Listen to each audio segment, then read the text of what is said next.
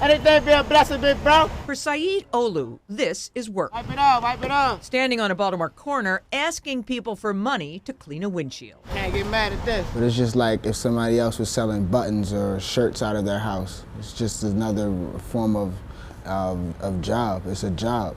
It's another way to get money. That's how the world works. It's all about the cash flow. That's for $1 a light, man. Squeegeeing is not new to Baltimore. Young people have been practicing it for decades. What is new is something you may not know. The young people who populate 22 corners in Baltimore are, in large number, known by name to the city and part of a concerted effort to move them from the corner to a more stable life. The plan is working, but the plan is very intentional and very intensive, and it's going to take some time for us to really make that deep, meaningful impact and move as many young people off the corner as possible. Put in place in 2019, the effort depends heavily on the use of mentors. Our goal is to change one at a time. We're trying to change the narrative about young African American men trying to make it.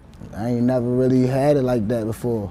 And it really shows you and it builds you up and it tells you, okay, yeah, I don't gotta keep doing the wrong things because I know somebody's in my corner to help me out. We answer the phone 1, 2, 3 o'clock in the morning, well after work.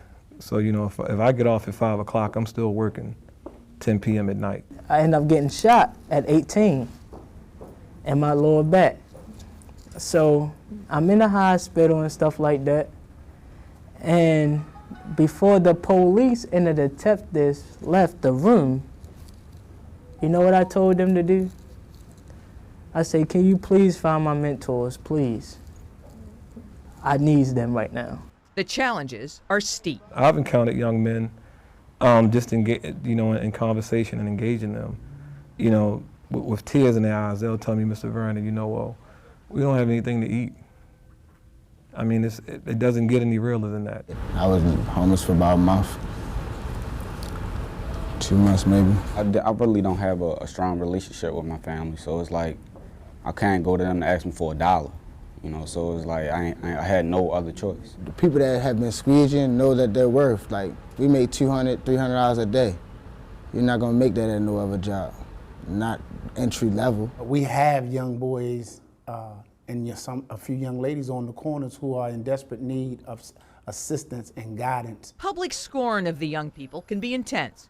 Recently, former Baltimore County legislator Jim Brochin called for county residents to boycott the city until the squeegee workers are cleared from the corners. It causes so much anxiety for my former constituents and people in Baltimore County that happen to go on 83 to get into the city, he told Peter Schmuck on WBAL radio. These young people present with any number of challenges. We can't go out and pull all of the young people off the corner. We have to tailor our approach to meet their very specialized needs. Much of the issue is about that black boy who doesn't comport himself in the manner in which he should, when in fact, particularly, and if it's two sets of individuals, the ones who are, we have youngsters who squeegee who are really begging, right? And then we have the ones who are squeegeeing who's really working.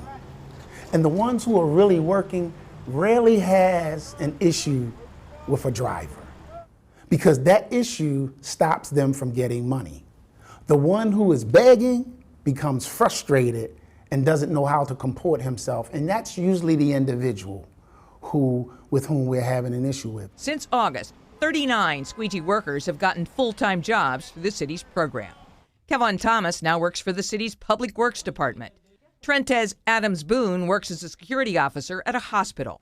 The city is now upping its game with a new part of its plan that will increase outreach and put traffic control officers at corners that squeegee workers use.